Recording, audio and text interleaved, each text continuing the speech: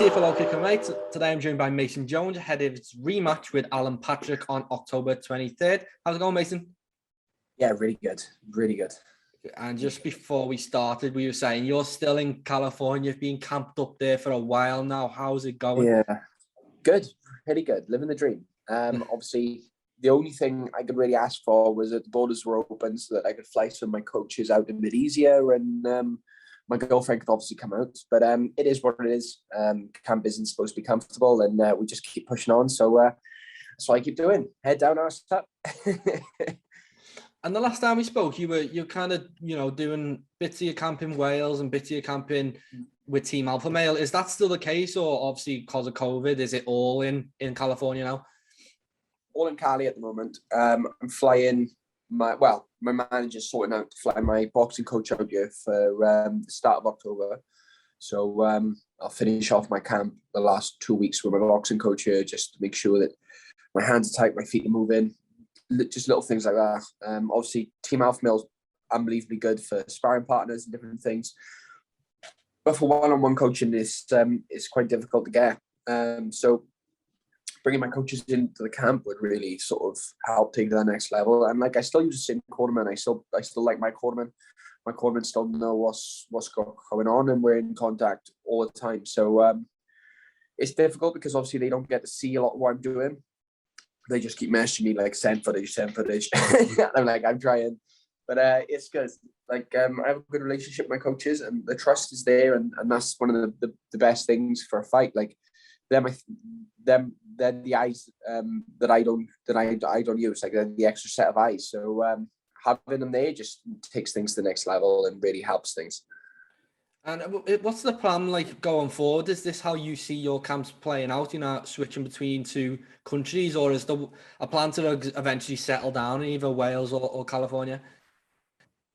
So I'm planning to do more of my camps out here. I'm going to spend more time out here. Obviously, I've got a visa, so my girlfriend's trying to sort stuff out her side of things so that she can start coming out a bit more permanently, and we can spend like eight or 9 months of the year out here. And then, like I said, roving camps, that's my goal going forwards. Like at the moment, that means California for the next year or two, maybe beyond that. And then after that, like I want to be able to just pick my camp up and move it to, like, say I'm fighting in Abu Dhabi, then we can just pick the camp up and do the camp in Abu Dhabi. It just makes it easier, especially with the time difference and stuff. Like if I was fighting in Abu Dhabi now, I wouldn't be out here doing camp. I'd have to go home for a few weeks, or go to Abu Dhabi for a few weeks, because the time difference between obviously California and Abu Dhabi is, I think it's like 12 or 16 hours. So it's way too much. Whereas like from UK, it's like 3 or 4. So just roving camp. That's the dream, to be able to just pick the camp up and put it wherever we need it, and get it done.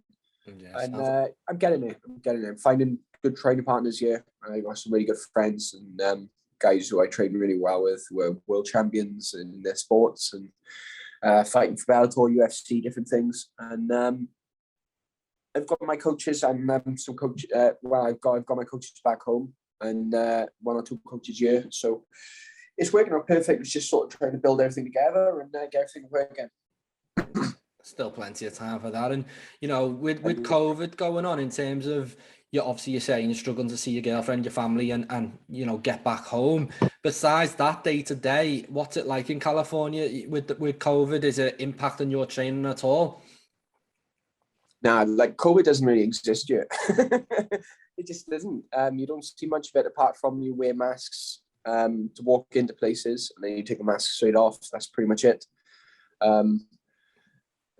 I don't know. It's difficult. I actually ended up getting vaccinated yesterday. UFC staff gave me a call, and they asked about my vaccination status in regards to certain states starting to put restrictions on vaccinated athletes. So that's not UFC, that'd be the commissions. So obviously after doing 2 camps back to back out here, as well as obviously the camp before it, where I didn't really earn money when I fought Alan the first time.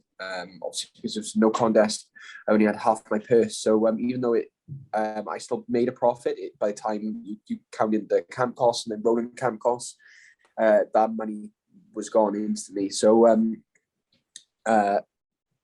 it's been expensive few months. Like obviously, it's been an incredible learning experience, but it's been expensive. So to go towards an October 23rd card, which is 8 weeks, and then for 2 weeks out for Nevada Commission to turn around and be like, "Oh, you need to be vaccinated," which would be impossible then for me.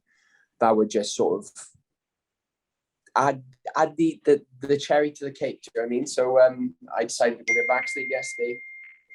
It's not something I really wanted to do, but like in certain people, certain job roles back home, people have to get vaccinated, and it's the same for me. Do you know what I mean? So I just sort of bit the bullet. I know some of my friends out here are completely against getting vaccinated. I was neutral to it anyway. But don't fight the tides and all that. So yeah, I had my first vaccine shot. So in 3 weeks I'll get the next one, and obviously I can guarantee my fight going ahead.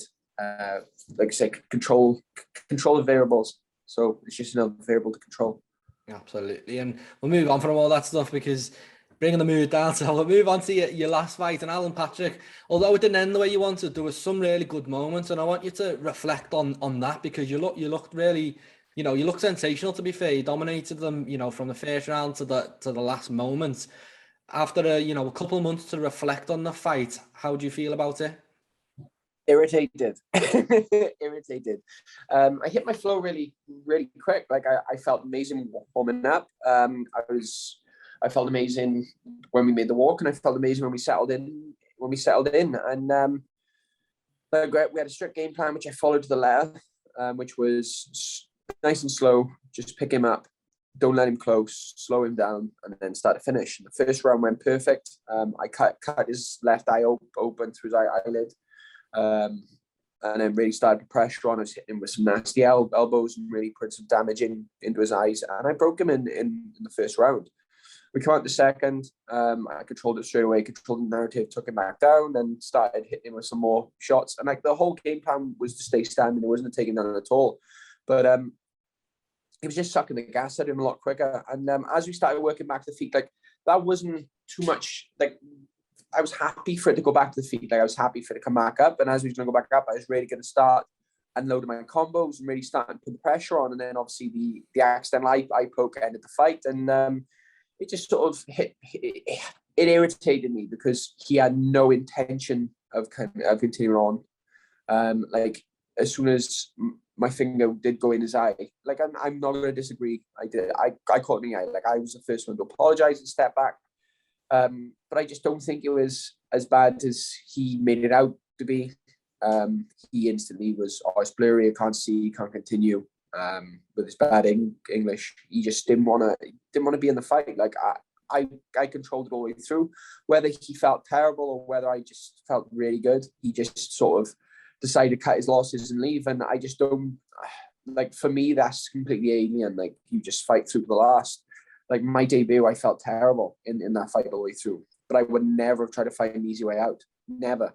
Like there was things that went on in that fight that I probably could have, and it was just you just put your head, you fight. Do you know what I mean? Like it's that type of sport. But yeah, it did irritate me. So this fight is going to go a lot differently. I'm coming out with the same game plan. Start slow, build up. But I'm going to aim to decapitate him pretty early on. So we're going to make sure this one is done and settled. And I'm going to come away with 3 checks. Yeah, it was very unfortunate, and these things happen. And obviously he's clearly thought, I'm getting beat up, and now I've got poked in the eye as well. He probably just didn't want anymore. So in terms of the decision, I was rewatching the fight yesterday. It seemed to be called very quickly. Groin shots, things like that. They get the 5-minute clock. As soon as he got poked in the eye and said he couldn't see, like the vision could have come back. It could have just been a momentary thing, but they waved it off really quickly. What did you make of that? So on the actual rules, there is no 5-minute wait.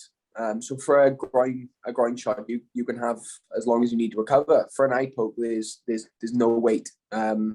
It's on the doctors, the fighter, and the referee. So if he had been trying to say he was okay and still blinking, then they would have brought the doctor in, and the doctor would look at his eye, which like they did. And then it would have been the doctor and the referee's decision, but he was just kept saying no, no, blurry, can't see, blurry, no, which did irritate me. Like, embarrassingly as it was, you heard me saying to the ref, look, I understand it's not your fault. And my brothers back home were taking a piss out of me. They're saying, of course it wasn't his fault. You poked the dude in the eye. I was like, I know. I was like, but before the fight, you have the meeting with the referee, and the referee had been telling me all the way through was like, any eye pokes, and I'm going to look to disqualify you straight away. It's like, you need to make sure you keep your fingers closed. And it wasn't so much I was leading with my hands and sort of range finding open hands. It was where I'd been using my head post on his shoulder to keep his head flat, to hit him with the elbows. I just rubbed all the Vaseline all over his shoulders. And as soon as we hit that pocket as we were standing up, I just put my hand on his shoulder, post on his shoulder to find that right hand and just to control the distance. And I just slipped straight off that shoulder and went straight towards his eye. And yeah, for me, I probably should have just followed up. I shouldn't have apologized, and I should have stepped back. I should have just followed in. I just hit him with some big shots after it. Like, yeah, I probably should have just aimed for the finish. And that was one of the things we took from it. Not that it's dirty, nor anything else. It's just the fact, like, it's a fight, and it's not your responsibility to step back and apologize for things. You just got to push through. But it was just because that had been so much confirmed before the fight, and they'd said, like, make sure you keep your hands closed, make sure there's no eye pokes. And I just really wanted to win. Like, I didn't care about bonus money. I didn't care about win bonuses. All I wanted to do was just get my first win secured and start climbing back in that win column. And yeah, I just rushed it. And it's not going to happen again. Like, I was relaxed in there. There was no tension. I could have finished it. Like, I still felt as if I was in first gear, and I still felt like I had an extra two where I could have really put the pace on him. And I think if I'd really put the pace on, I think he would have crumbled really, really quickly. So what do? We move forwards. I feel good. I feel strong. My weight's in a decent place. Just gonna keep bringing my weight down. And we've got 8 weeks to get into that peak condition again. So 8 weeks to get back to the shape I was in, and just get ready to knock Alan out cold. Absolutely. And obviously it didn't go your way. And I said earlier, it was a great performance, and there was a lot to like about it. And I was, again, I was watching it yesterday, and it must have been good for you watching it back, because Michael Bisping and Dominic Cruz were, ranting and raving about just how good you was. Did you hear that, and what do you make of, getting that type of them plaudits from them type of guys? I know how good I am, and like, real recognizes real. That's the way it is. It's not arrogance. It's just the truth of the matter. And like, I know I can be the best in this division, and you're still just seeing an early version of what I can do. So for me, like, that was expected, but yeah, it just irritates me because it's not about the short term or the mid term. Like, you look at the long term, in a couple of years, all they're going to do is look back and be like, oh, you had no contest against this guy. That's all people are going to know. They're not going to know that I 10-8'd him in the first round. They're not going to know that the second round was going the same way. And they're not going to know that I was 18 seconds away from getting a decision victory. Like, 18 seconds, and this fight will be going on. They'd be fighting me a new opponent. So it is what it is. Just make sure the next time we meet, I make sure to put him to sleep, and that's all that matters. Okay. And moving on, obviously we've got the rematch now. How quickly after this fight did this come back on the table? Because sometimes for me this rematch doesn't seem very necessary. Obviously, as you've just explained, you got the better of him throughout. We seen with Leon Edwards and Bilal Muhammad that they didn't feel it necessary to run that back just after one round. I know you're not in Leon's position, but when did it come into fruition, and was it something that you even wanted? Like, I wouldn't say I didn't want the fight, but he had a 6-month medical suspension, so like, he wouldn't have been ready to fight until after July, and I wanted to fight early on. Like, I was looking to fight August, and I was looking to fight September, and then they kept pushing it back, and then October came in, and they were like, oh, Alan's clear to fight. We want to rematch Alan Patrick, and I was like, yeah, okay. And he's like, look, if you don't want that fight, there's this offer and this offer. But before that, there was just no names coming up. It was just one of those things where they just, like, the matchmakers and non-stop matching and different things, and like, I'm still a small fish, so I just float under the radar. So yeah, like, for me, I would have happily fought before this. So I've been ready for a long time, but things work out like they're meant to. So it just is what it is. Stay ready and all that. So I'm gonna get this fight, and then I'm going to go home for a bit and we're going to see what's next, whether I fight again this year or whether we push for next year. I would like to be more active, but again, I've been waiting for so long in between these fights. Like, it's felt like an eternity when I've been ready to go. I was happy to turn around and go straight away. So it is what it is. Like I said, it's all part of it.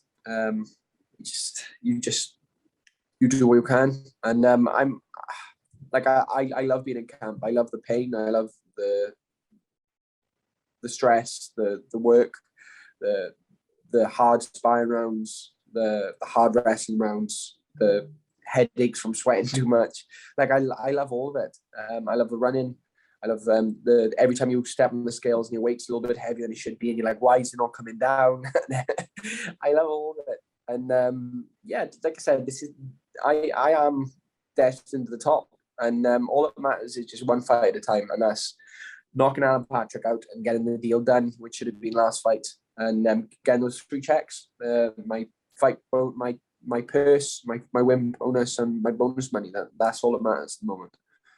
Yeah, and it's for us as fight fans, it seemed weird that you're not on this weekend's card. Obviously, the who's who of UK MMA is on it. It was supposed to be in London.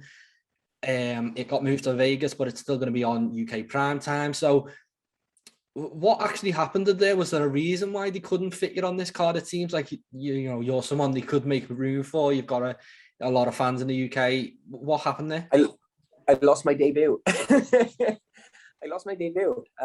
Like, as soon as you're not winning, then your value decreases. And I lost my debut, and then where I should have had a good win, and I probably would have had some sort of something to bring to the table, I end up with a no contest. And hang on, let me shut them lights. It doesn't really matter like what happens. It's just that's all that matters is the result. Sorry, let me shut this. Okay.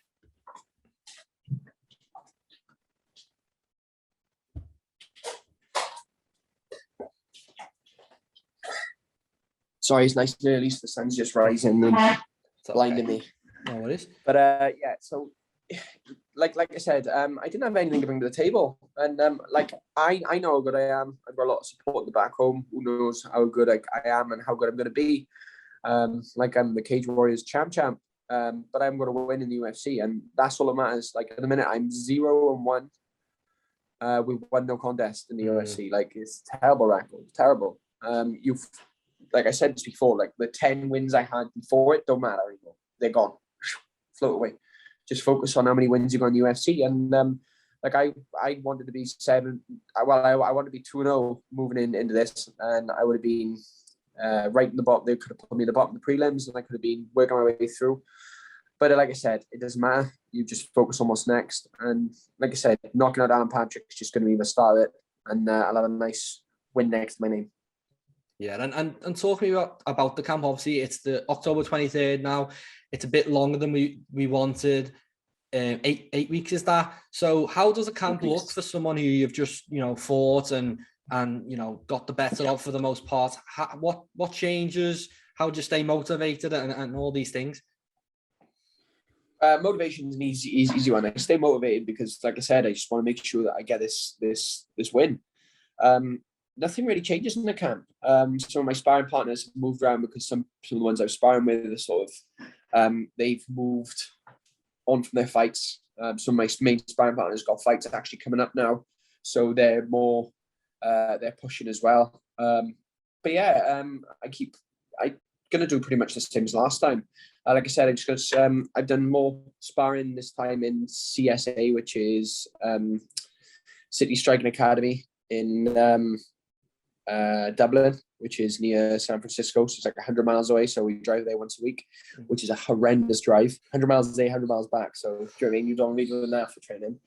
But yeah, and then I do the rest in Team Alpha Male. And like I said, there's a lot of good guys to help out with my camp. And the guy I'm staying with at the moment is a D1 wrestler, Christopher Gonzalez, who fights Bellator. So he's pretty much my main training and sparring partner out here at the moment, and that's what I work with.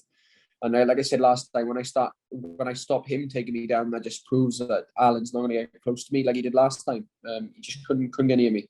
So keep everything the same and change little bits, just improve That's all you do, really, improve and sharpen. So I feel good. I feel dangerous. I'm hitting people with some crazy shots. I'm sparring with better and better people and looking better and better every time. So it's just keeping everything fresh and including the new things in, and just sort of keep rolling on.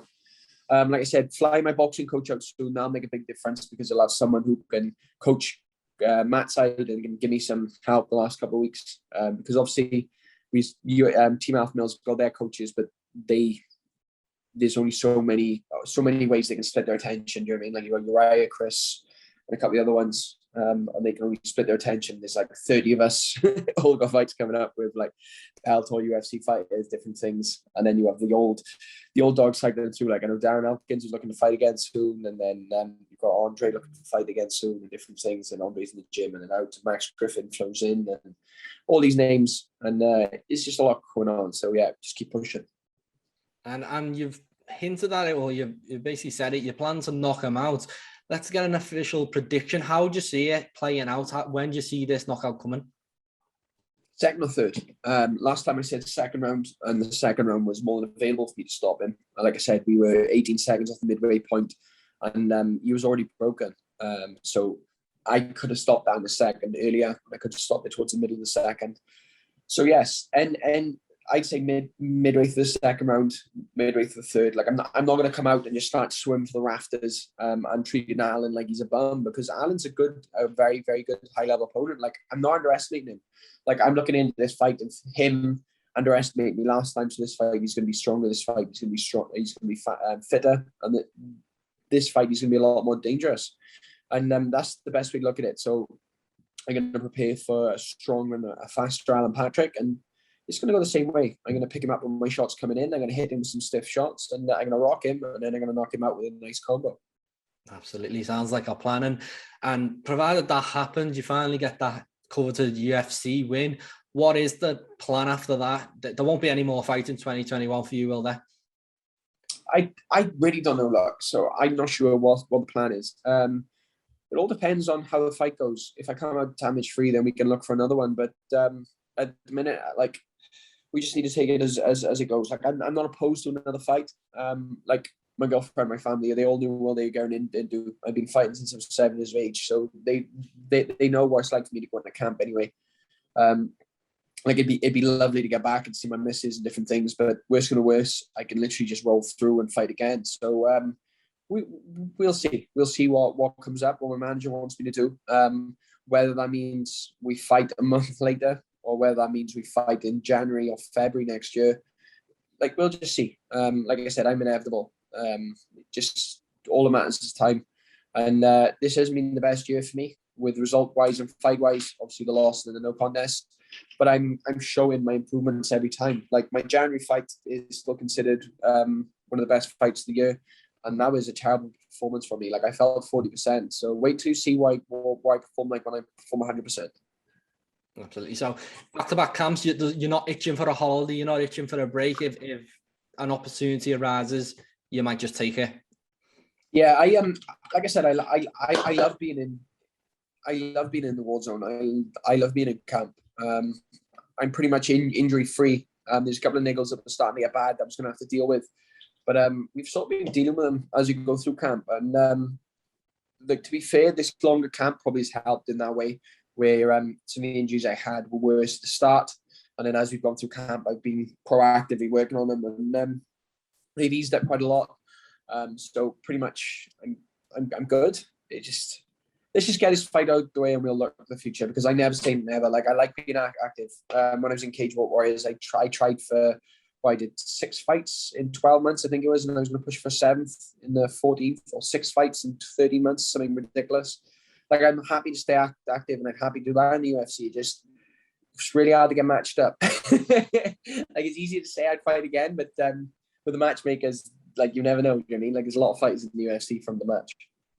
Yeah, and in an ideal world, you know, what type of opponent would you be looking at with a win here? Is it still just take what you're given, or does that win kind of give you some capital to negotiate and kind of move towards them rankings? Because I'm sure that's the plan in 2022. You're not far off, actually. I think we'd probably look at one more fight before I started trying to script my way through and start picking my opponents myself and calling people out. But then, like I've spoken to the guys here, and there's positive and negatives to both. Now you start calling people out. If someone's not ready, or someone's not fit, or someone's not ready for a fight, then you're obviously waiting a lot longer. But by picking your own fights, you control the narrative and you sort of find your own way through. So I'm happy at the moment to leave it with Sean, and then we can sit down with my coaches and we can start looking at names to call out and different things. Like I've always wanted that cowboy fight. Cerrone, if he comes back down lightweight, I can't see him want to fight me. There was Mads who fought Clay Guida on the weekend. I'd love to fight him eventually, but obviously he's 3 wins in, so I'm a few fights away from the. But yeah, there's a few names, so it'll all come. It'll all come. Yeah, one day. And just before you let you go, we've got some big fights coming up, and I just wanted to get your opinions on them, if you don't mind. No, let's go. I love to win this anyway. I do try to watch all the fights. Cool. So first off, UFC 266, we've got Nick Diaz against Robbie Lawler 2. What do you make of that one? See, I think this is a tough one because obviously Nick hasn't fought for a long time. Robbie's an old savage, but I think he is sort of on the expiry end. I see the two guys as sort of old dogs. So you never know. I think you can never sort of count Diaz out, but Robbie is a beast in himself. So I really don't know on this one. I think I'm going to go with the Diaz. Yeah, 17 years in the making. Hopefully it's a banger. But as you said, Robbie Lawler's hasn't looked his best lately. Nick Diaz has been out for so long, and hopefully it's just a good fight. 5 years, I think. 5 years since he last fought. Yeah, and moving on to the next one. Two fighters have been very active. Cyril Gane and Francis Ngannou. Hopefully they're going to get it on maybe later this year or early next year. What do you make of it? I love that fight. I really do. Ex-training partners, both very, very technical heavyweights. I see Gane with a better technique, and I see Ngannou with the big power shots. So I really don't know on that one. I think Gane, to be honest, I think Cyril beats him.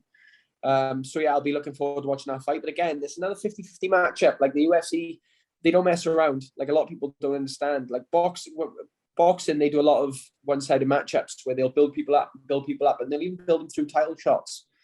In the UFC, they don't do it. Like the best fights are best, and that's one of the reasons I love this sport. Yeah, me too. We'll get this straight away. In boxing, you're waiting years for the biggest fights, and they're probably past the sell-by date by the time they come round. Another fight we've got in your division, Charles Oliveira against Dustin Poirier. If the money doesn't tempt the diamond away, we'll get this fight. What do you think? See, never underestimate Oliveira. I said this against Chandler. I thought Chandler would beat him, but I said never underestimate Oliveira. And then I ended up going with Oliveira when they asked me before fight. So I think Dustin Poirier wins. Dustin Poirier's been someone I've sort of analysed a lot and broken down a lot of his techniques since he beat Joseph Duffy back in whenever that was. So yeah, I think Dustin Poirier's finally going to be champion, and yeah, it'll be exciting to see. But I'm going to be watching that one very, very, very closely. Like I said, you always got to be looking to the top, and they're the top of the tree. So that's who you want to beat. Absolutely, why not? And that's everything from me. Have you got anything you want to add just before we go? No, I'm pretty much good. Thanks for having me on. Obviously, I appreciate the interviews. I always appreciate them. So yeah, it was nice to finally get back on with George. But yeah, like I said, it's been a busy year so far, and I'm happy to push through. One quick shout out, actually, because I said I would. I'm an ambassador for Tidy Butt, which is a big mental health charity. So if anyone watching does have any concerns or worries or anything sort of getting too much from a drug and drowning them, a lot of times it can be little things that build up and they just drag you down. Please get in touch. Tidy Butt or myself. I try to reply to most of the DMs I get, but it is difficult. But Tidy Butt's there, and there's some guys who are more than capable of helping, and I'm happy to listen. So yeah, please get in touch, and thanks for having me on. Yeah, that's a great one, and yeah, thanks for making the time, and hopefully we'll speak to you after your first UFC win. Can't wait for that. Can't wait to watch, mate. I appreciate it. You have a nice day. Good luck. Make sure to subscribe to the LowKick MMA YouTube channel for all the latest news, event previews, and interviews with some of the biggest stars in MMA.